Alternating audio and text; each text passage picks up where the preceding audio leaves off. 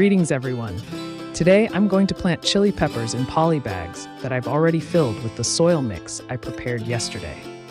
I've prepared around 150 polybags to place around my house, making use of the empty spaces in the yard to meet kitchen needs. I bought the chili seeds yesterday for 25 cents for 250 seeds. Let's plant together for our food security.